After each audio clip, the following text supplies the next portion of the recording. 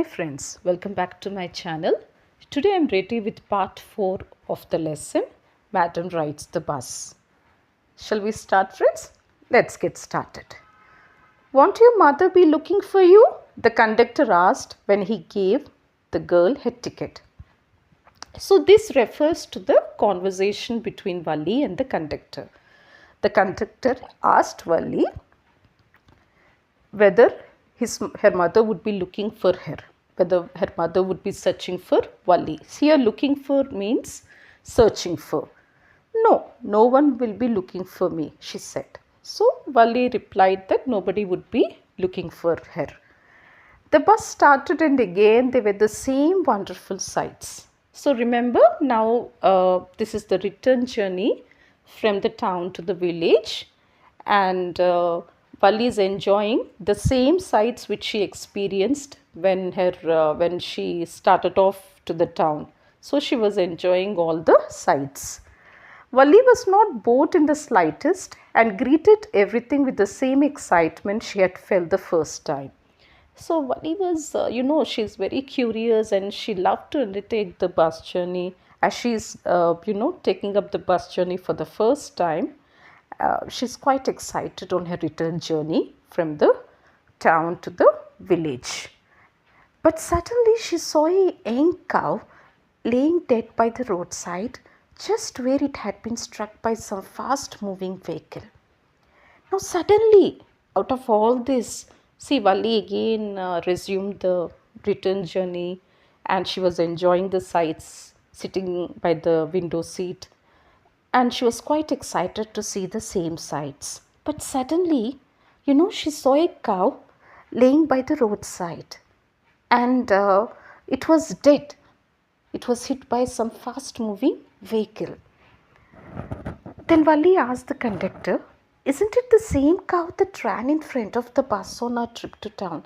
So Valli clarified with the conductor and confirmed that it was the same cow which they have seen on their onward journey from the village to the town. At that time, the cow was full of life. It was a charming cow and it was running, and there was full of life in it. It was the first impression about Valli about the cow. Now Valli, remember friends, she's experiencing the difference between life and death. For the first time, she's a small child, and it's an experience, a lesson to Valli. The conductor nodded. So the conductor nodded his head, and she was overcome with sadness. Suddenly she felt very sad. Okay. What had been a lovable, beautiful creature just a little while ago had now suddenly lost its charm and its life, and looked so horrible, so frightening as it lay there, legs spread-eagled, a fixed stare in its lifeless eyes bled over. So here the meaning of the word legs spread-eagled means spread out. Legs were spread out. Now Valli is just comparing the cow when it is full of life, When it is alive, the cow was full of life. It is charming, and there is something very much excitement, and there is so much of interest, and it's very beautiful at that point of time, full of life. Now when the cow is dead, it is looking horrible, frightening, the same creature, and it has its legs were spread out, and there was a stare in its lifeless eyes. The life of its eyes are gone, and there was blood all over the place. So Valli could not imagine that the cow was the same one. It was the same animal that she has seen earlier. Now, and also she understood for the first time the difference between life and death. Now let's continue friends. The bus moved on. The memory of the dead cow haunted her and dampening her enthusiasm. She no longer wanted to look out the window.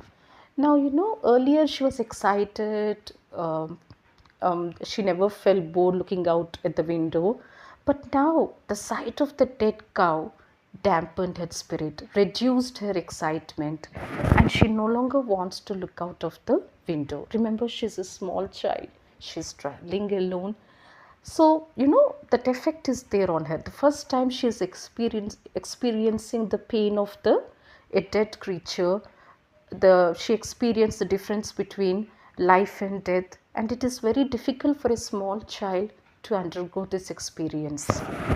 She sat thus glued to her seat until the bus reached her village at 3:40. She was glued. She did not move.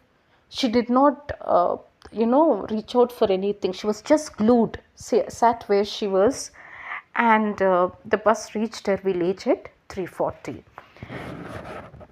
And also remember, haunted means that image of that cow returned repeatedly, and it was impossible for her to forget.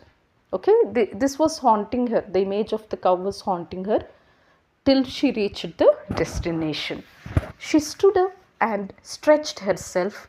Then she turned to the conductor and said, "Well, sir, I hope to see you again." So here Valli was saying bye to the conductor, taking a leave of him as she's getting down after reaching her destination.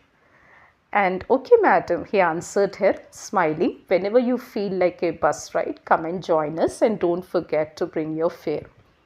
Here remember, the conductor is a jovial person.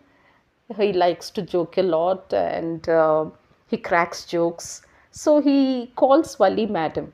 See, usually we refer madam to a person who is superior, in a superior position than us, or we refer to the people who are in education field. Okay, but here or person who are elderly also, we call them out of respect madam. But here, Valli, though she's a small child, the conductor is calling her madam, just making fun of her.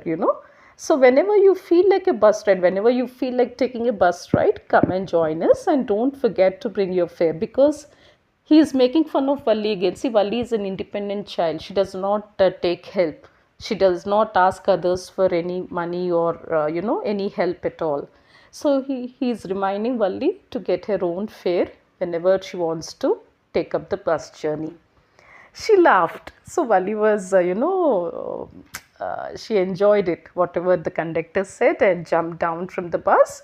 Then away she went, running straight for home. So she headed for house. When she entered her house, she found her mother awake and talking to one of Valli's aunts, the one from South Street. So as she entered the house, she found that her mother had already woke up from her afternoon nap, and she was chatting with her one of Valli's aunts. She is from the South Street. Okay, the aunt was a real chatterbox. Chatterbox is a person who talks a lot. Okay, never closing her mouth.